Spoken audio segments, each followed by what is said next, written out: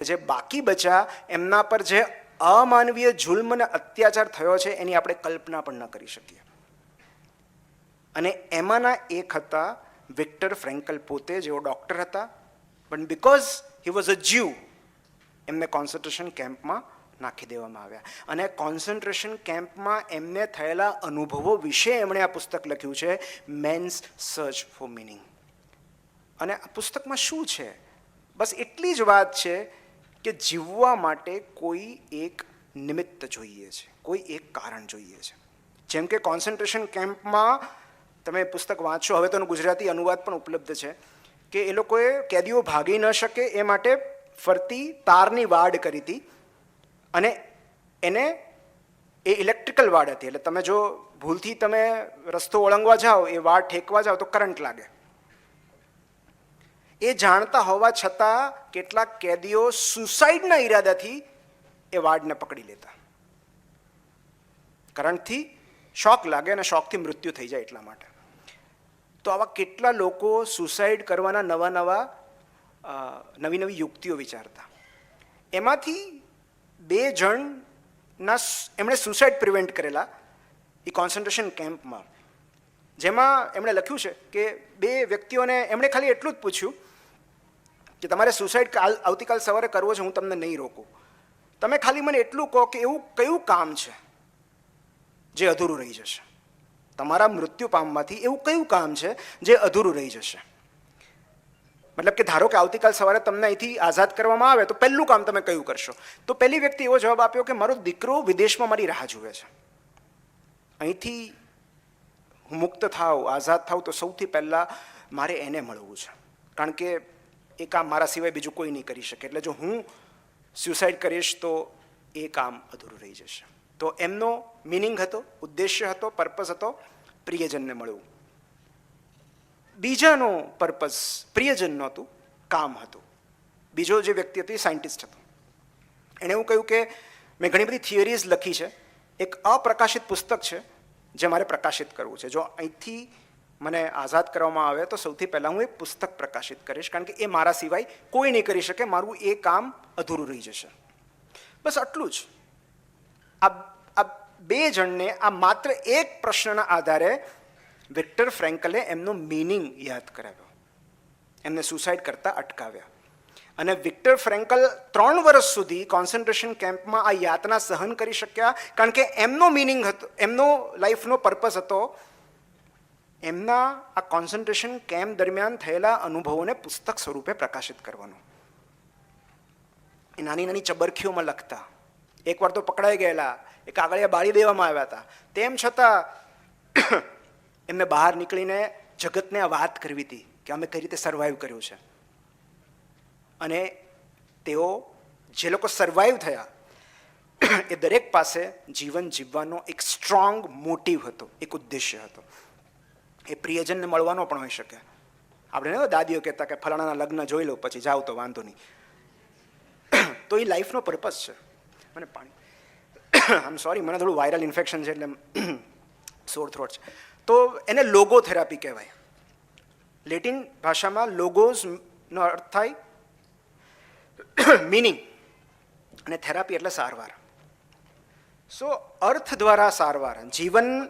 જીવનનો અર્થ શું છે, જીવનનો મિનિંગ શું છે, અને એ દરેક વ્યક્તિ માટે અલગ હોઈ શકે. મતલબ બહુ ભલે હળવાશથી કહું છું, પણ હકીકત છે કે તમારા જીવનનો ઉદ્દેશ્ય IPLની ફાઇનલ જોવા જેટલો સરળ પણ હોઈ શકે કે એકવાર જીટીને ફાઇનલમાં જોઈ લઉં પછી વાંધો નહીં. તો દરેકના જીવનનો ઉદ્દેશ્ય અલગ હોઈ શકે છે, એ દરેક ક્ષણે બદલાઈ શકે છે. સો તમે જીવનને ન પૂછો કે what is the meaning of my life. જીવન તમને પૂછે છે કે તમે જીવનમાં કઈ રીતે અર્થ ઉમેરી શકો છો, તમે તમારા જીવનને કઈ રીતે સાર્થક કરી શકો છો. કોઈ પ્રિયજનને પ્રેમ આપીને, પ્રિયજનની કાળજી લઈને. ઘણાનું એકમાત્ર ઉદ્દેશ્ય એમનું સંતાન હોય છે, એમના સંતાનની કાળજી કરવી, એમના સંતાનોના સંતાનની કાળજી કરવી. તો ઇકિગાઈનો જે કન્સેપ્ટ છે, ઇકિગાઈ જે પુસ્તક છે, એવું જ આ મેન્સ સર્ચ ફોર મિનિંગ છે, પણ આ એટલા માટે વધારે વિસ્તૃત છે કે આમાં કોઈના પણ જીવનનો ઉદ્દેશ્ય કાંઈ પણ હોઈ શકે છે.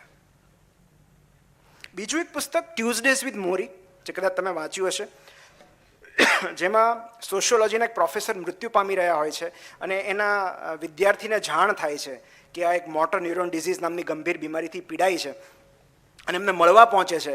અને એ મોરી શ્વાર્ટ્ઝ, જે પ્રોફેસરનું નામ હોય છે, એ દર મંગળવારે એનો પીરિયડ લે છે, એનો ક્લાસ લે છે, એના ઘરે બોલાવે છે. એ ચાલી નથી શકતા, વ્હીલચેરમાં હોય છે, હાથ નથી હલાવી શકતા, ખાલી બોલી શકે છે. અને બોલીને દર મંગળવારે, એવા 14 મંગળવાર એ પેલા વિદ્યાર્થીને બોલાવે છે પોતાની પાસે. અને એમાંથી જીવનમાં શું મહત્વનું છે, ખાલી એટલી શીખ એ એને આપે છે. એના પરથી આ વિદ્યાર્થી મિચ આલ્બોમે આ પુસ્તક લખ્યું છે, ટ્યુઝડેઝ વિથ મોરી. ત્રીજું પુસ્તક છે ધ પાવર ઓફ નાવ, જે મારું અત્યંત પ્રિય પુસ્તક છે. અને જો તમે મને કોઈ એક નિર્જન આઇલેન્ડ પર છોડી દો, કોઈ એક પુસ્તક સાથે, કોઈ એક પુસ્તક લઈ જવાની પરમિશન આપો, તો આ હું લઈ જઈશ. ધ પાવર ઓફ નાવ, શક્તિ વર્તમાનની, એનું ગુજરાતી અનુવાદ છે.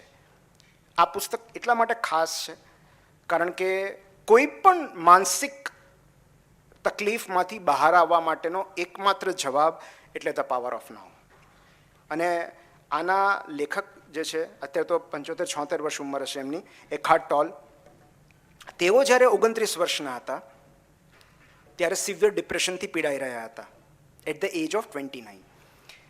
અને એક રાતે તેઓ સૂઈ નહોતા શકતા. વહેલી સવારે એમને વિચાર આવ્યો કે મરી જવું છે, નથી જીવવું. અને એક જ વિચાર એમનું જીવન બદલી નાખ્યું. એમણે જે વિચાર આવ્યો એ એમણે પ્રસ્તાવનામાં લખી છે આ વાત, કે એમનો વિચાર એવો હતો કે આઈ cannot live with myself any longer. હું મારી આ જાત સાથે હવે નહીં રહી શકું, એટલે મરી જવું છે. અને બીજી જ ક્ષણે એમને એવો વિચાર આવ્યો કે જો આઈ અને માયસેલ્ફ બે અલગ અલગ વ્યક્તિઓ છે, હું મારી જાત સાથે નથી રહી શકતો, એનો મતલબ એમ કે હું અને મારી જાત બે અલગ વ્યક્તિઓ છે, તો એ બેમાંથી બંને તો સાચી ના હોઈ શકે, કોઈ એક જ જાત સાચી છે. અને સડનલી એમને રિયલાઇઝેશન થયું. અને પછી 2 વર્ષ સુધી એમણે લંડનના બાંકડાઓ પર જીવન વિતાવ્યું. મતલબ કશું જ કરવાનું નહીં, ખાલી લંડનના બાંકડાઓ પર એ સૂતા અતિ પ્રસન્નતામાં. અને જે લોકો પસાર થાય એ પૂછતા કે તમે આટલા બધા ખુશ કેમ છો, આનું રહસ્ય અમને કહો. પછી ધીરે ધીરે એમણે 1-to-1 લોકોને કહેવાનું શરૂ કર્યું, પછી ગ્રુપમાં કહેવાનું શરૂ કર્યું. અને ધીરે ધીરે એમને એ ખ્યાલ આવ્યો કે મારે આ વાત જગતને કહેવી જોઈએ, જે આત્મજ્ઞાન મને લાદ્યું છે એ મારે જગત સાથે શેર કરવું જોઈએ. અને પછી એમણે પુસ્તક લખ્યું ધ પાવર ઓફ નાવ, જેની મિલિયન્સ ઓફ કોપીઝ વેચાઈ ગઈ છે, જેણે અસંખ્ય લોકોના જીવનમાં પરિવર્તન લાવ્યા છે. પાવર ઓફ નાવ એટલું જ કહે છે કે આપણા દુઃખનું કારણ મુખ્યત્વે કાં તો ભૂતકાળમાંથી આવે છે અને કાં તો ભવિષ્યમાંથી આવે છે. પણ આ વર્તમાન ક્ષણમાં જો આપણે જીવી શકીએ તો કોઈ પ્રોબ્લેમ જ નથી. મતલબ તમે મને કહો કે અત્યારે at this point of time, આ મોમેન્ટે તમારા જીવનમાં શું દુઃખ છે? કાંઈ જ નહીં. હવે એક ક્ષણ વીતી ગઈ છે, હવે બીજી ક્ષણ આવી, બીજી વીતી ગઈ છે, ત્રીજી ગઈ. આને કહેવાય મોમેન્ટ ટુ મોમેન્ટ અવેરનેસ. તો જે બે જાતની વાત કરી, એક છે ઇગોઇક સેલ્ફ અને એક છે કોન્શિયસ સેલ્ફ. ઇગોઇક સેલ્ફ એટલે આપણા વિચારો. જેમ હું વિચારું છું કે અહીંથી બહાર ગયા પછી લોકોના પ્રતિભાવો કેવા હશે, કાલ સવારે શું થશે, તમે અત્યારે મનમાં શું વિચારતા હશો, આ બધું જ્યારે હું વિચારું છું એ મારી ઇગોઇક સેલ્ફ છે. પણ અત્યારે જે હું બોલું છું કોન્શિયસલી, એ મારી કોન્શિયસ સેલ્ફ છે, જે વર્તમાનમાં જીવી રહી છે. તો આપણી મોટાભાગની આધ્યાત્મિક કસરત આ કોન્શિયસ સેલ્ફ અને ઇગોઇક સેલ્ફ વચ્ચે અંતર ઊભું કરવાની હોય છે. જે ક્ષણે તમે વર્તમાનમાં જીવવાનું શરૂ કરીને તમારા વિચારો સાથે આઈડેન્ટિફાય થવાનું બંધ કરી દો છો, એને ગંભીરતાથી લેવાનું બંધ કરી દો છો, you get the power of નાવ. તમને વર્તમાનની શક્તિ મળી જાય છે.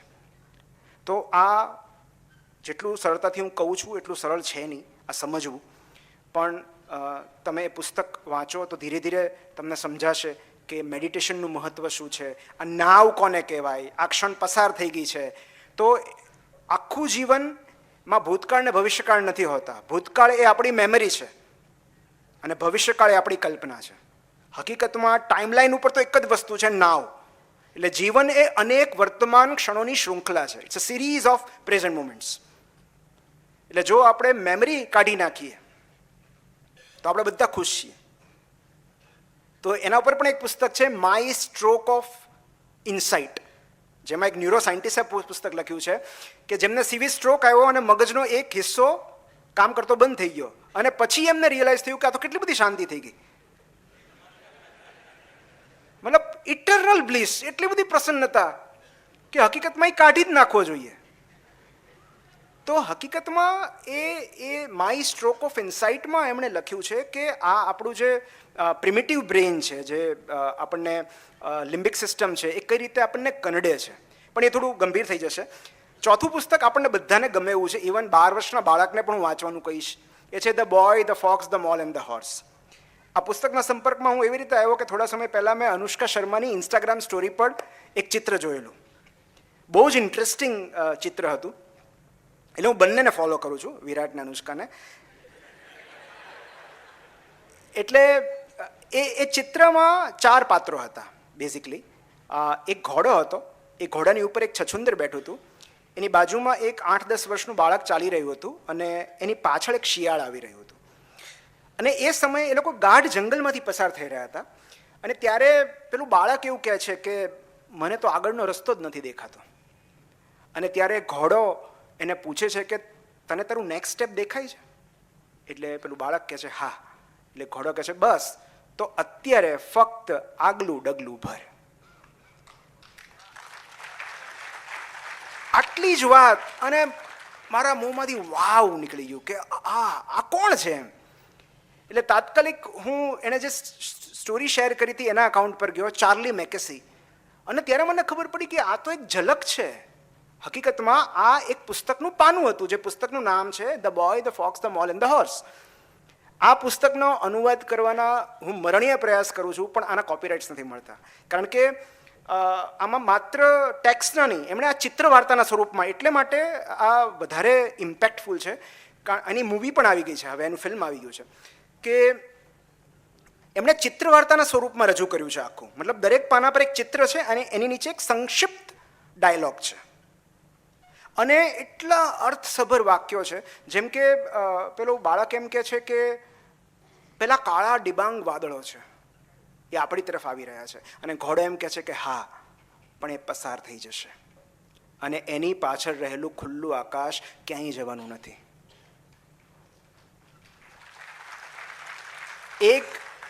એક પાના પર પેલું છછુંદર એમ કહે છે કે મને ડર છે કે તમને બધાને ખબર પડી જશે કે હું સાવ સાધારણ છું. અને ત્યારે બાળક એને એવું સમજાવે છે કે પ્રેમ પામવા માટે અસાધારણ હોવું જરૂરી નથી. પછી બાળક પેલા ઘોડાને પૂછે છે કે અત્યાર સુધીમાં શું કહેવા માટે તમારે સૌથી વધારે હિંમત એકઠી કરવી પડી? તમને કોઈ પૂછે તો તમે એમ કહો આઈ લવ યુ.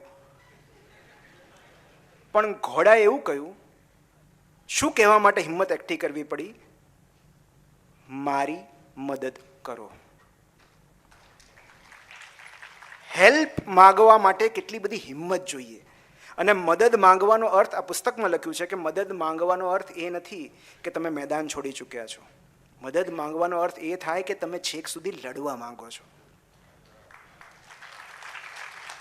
સો બહુ જ અર્થસભર સંવાદ છે, જેમાં એક જગ્યાએ છછુંદર એવું કહે છે કે હું તો બહુ નાનું છું, અને બાળક એમ કહે છે હા, પણ તું મહત્વનું છે, તારા હોવાથી ઘણો ફેર પડે છે. તો દરેક પાના પર એટલા, અને હવે તો આ એટલું બધું પોપ્યુલર થયું છે કે લોકો આ પાત્રોના ટેટુ કરાવે છે. હોસ્પિટલમાં જેમને કેન્સર હોય, ડિપ્રેશન હોય, એમને હોસ્પિટલ ઓથોરિટીઝ આ પુસ્તક ભેટમાં આપે છે. દિવાલ ઉપર જાહેર સ્થળોએ આ પાત્રોના ચિત્રો છે. પણ જ્યારે આ પાત્રો વિશે લેખક પોતે સમજાવે છે ત્યારે એ વાત બહુ સરસ રીતે ઉઘડે છે. એવું કહે છે કે 4 પાત્રો આપણી અંદર રહેલા છે. આપણા દરેકની અંદર એક બાળક રહેલું હોય છે, જેનામાં કુતૂહલ વૃત્તિ છે, વિસ્મય છે, પણ એ ડરપોક છે, એ ડરે છે, એને ખૂબ બધી શંકા છે, સેલ્ફ ડાઉટ છે કે હું કરી શકીશ કે નહીં કરી શકું. બીવે છે. આપણા દરેકમાં એક છછુંદર રહેલું હોય છે. જે લેખક એવું વર્ણવે છે કે બહુ લાલચી છે, એને લાલચ છે, લોભ છે, પણ એટલે જ ઉત્સાહી છે કે કંઈક કરીશ તો કંઈક મળશે. આખા પ્રસંગ દરમિયાન શિયાળ પાછળ ચાલતું રહે છે, જેમ એને કંઈ બહુ રસ જ નથી. તો આ શિયાળ, આપણામાં રહેલું શિયાળ એટલે આપણી અંદર રહેલી દુભાયેલી અને દુખતી બાજુ, જે ઉદાસ છે, જેને જીવનમાંથી રસ નથી, ઉદાસીન થઈ ગઈ છે, તૂટી ગઈ છે. અને ચોથો ઘોડો, એટલે કે આપણામાં રહેલી શાંત, સમજુ અને પરિપક્વ બાજુ. અને આ ઘોડો એટલે આપણી ચેતના, આપણો આત્મા. અને પુસ્તકમાં આ ચારે પાત્રો એકબીજાની નજીક આવે છે અને ચારે એકબીજા સાથે સંવાદ કરે છે, એકબીજા સાથે પોતાનો અનુભવ, પોતાની સમજણ અને સાંત્વના શેર કરે છે. અને માટે આ આખું પુસ્તક એક રૂપક છે, એ સ્વ દ્વારા સ્વનું સમારકામ કરવાની પ્રક્રિયા છે. કે જ્યારે આપણામાં રહેલી કોન્શિયસનેસ, આપણી ચેતના, જ્યારે આપણી અંદર રહેલા ડરપોક બાળકને સમજાવે છે કે કાંઈ નહીં થાય, તને આ વાદળો પસાર થઈ જશે. એ શિયાળને સમજાવે છે કાંઈ વાંધો, જે થયું એ થયું, કશુંક નવું આવશે. તો એક આ પુસ્તક અને એક મેડિટેશન્સ, પુસ્તકનું નામ જ છે ધ મેડિટેશન્સ, જે માર્કસ ઓરેલિયસે લખ્યું હતું, રોમન સમ્રાટ છે. પુસ્તક થોડું વાંચવામાં અટપટું છે, પણ બેઝિકલી એની ફિલોસોફી, સ્ટોઇક ફિલોસોફી બહુ પ્રાચીન અને દીર્ઘકાલીન ફિલોસોફી છે, કે જેમાં ડાયકોટોમી ઓફ કંટ્રોલ સમજાવે છે કે બસ એટલું જ છે કે આ જગતમાં જો આપણને એટલું ખબર પડે કે શું આપણા કંટ્રોલમાં છે ને શું આપણા કંટ્રોલમાં નથી, તો આપણા કંટ્રોલમાં ખાલી આપણો દ્રષ્ટિકોણ છે, આપણા કર્મ છે, આપણો અભિગમ છે. કોણ શું કહે છે, કોણ કેવી રીતે વર્તે છે, એ આપણા કંટ્રોલમાં નથી. તો આ તો મેં તમને ખાલી એક જ વાત કીધી, બાકી આવી ઘણી બધી વાત છે. અને last is the comfort book. આ પુસ્તક મેં છેલ્લે વાંચ્યું, બહુ મોડું વાંચ્યું. મેટ હેક કરીને એક લેખક છે, અને 24 વર્ષની ઉંમરે તેઓ પણ આ જેટલા ડિપ્રેશનવાળા હોય ને એ પછી પુસ્તકો પર તૂટી પડે, પછી વાંચવા ઉપર ને લખવા ઉપર બે. તો 24 વર્ષની વયે એમણે નક્કી કર્યું કે સુસાઇડ કરવો છે. એ પહાડની ટોચ ઉપર ગયા પણ ખરા, પણ ધારની લગોલગ પહોંચ્યા ત્યારે એમને વિચાર આવ્યો કે મરી જઈએ તો એક જ નામ, પણ કદાચ પેરેલાઇઝ થઈ જશું તો એ જીવન કેટલું ભયાનક હશે. અને એવું વિચારીને પાછા આવી ગયા. પછી એમણે ડિપ્રેશન સામે એક લાંબી લડત આપી. દારૂનું વ્યસન હતું, દારૂની લત છોડી દીધી, અને પછી એમણે પુસ્તક લખ્યું રીઝન્સ ટુ સ્ટે અલાઇવ, જીવતા રહેવાના કારણો. આનું પણ ગુજરાતી અનુવાદ છે, નવભારત સાહિત્ય મંદિર દ્વારા આ પણ બહાર પડ્યું છે. તો પણ એ પુસ્તક નહીં, એ પછીનું જે એમનું પુસ્તક આવ્યું ધ કમ્ફર્ટ બુક, બહુ જ સરસ પુસ્તક છે. અને એ પુસ્તક ઉપરથી જ મને રેસ્ક્યુ અને રિહેબના વિચારો આવ્યા. એ પુસ્તક વાંચ્યા પછી જ મને એમ થયું કે ગુજરાતી પુસ્તકોમાં પણ આવા ટ્રાન્સફોર્મેશનની જરૂર છે. કારણ કે તમે કમ્ફર્ટ બુક હાથમાં લો ને તો તમને બિલકુલ એક વાચક તરીકે ઇટ ઇઝ લાઈક, હું એવું કહીશ કે એ પુસ્તક વાંચનનું T20 ફોર્મેટ છે. મતલબ એક પાના પર ખાલી 5 કે 6 લાઇનમાં આખો વિચાર રજૂ કરી દીધો હોય અને આખું પેજ કોરું હોય. અને એક વાચક તરીકે એક પાનું પૂરું કરવું નહીં તમને તમારી સૌથી મોટી ઉપલબ્ધિ લાગે કે મેં એક પાનું પૂરું કર્યું. અને તમે 5 પાના વાંચો ને તો તમારો સેલ્ફ એસ્ટીમ વધી જાય કે આ તો 5 પાના વાંચ્યા. અને હકીકતમાં એક વસ્તુ મને સમજાઈ છે, ને એ જ કારણથી મેં ભાસ્કરની કોલમ પણ છોડી દીધી કે જે વાત મારે કહેવી છે એ જો 100 કે 150 શબ્દોમાં કહેવાઈ જતી હોય તો મારે 700 શબ્દો વાપરીને વાંચકની એનર્જી અને એટેન્શન શું કામ બગાડવા? કારણ કે લખવા માટે એનર્જી જોઈએ છે, એટલી જ એનર્જી વાંચવા માટે પણ જોઈએ છે. અને એટલે જ રાત્રે વાંચવાનું મન નથી થતું, કારણ કે એનર્જી જ નથી હોતી. સો રીડિંગ રિક્વાયર્સ એનર્જી. અને એટલે જેટલું સંક્ષિપ્તમાં કહેવાય એટલું દૂર સુધી પહોંચે, વધારે લોકો સુધી પહોંચે. અને કમ્ફર્ટ બુકે મને રિયલાઇઝ કર્યું કે આ લેખકે કેટલી ગૂઢ વાત 3 કે 4 લાઇનમાં કહી દીધી, એમાં 5મી લાઇન લખવાની જરૂર નથી.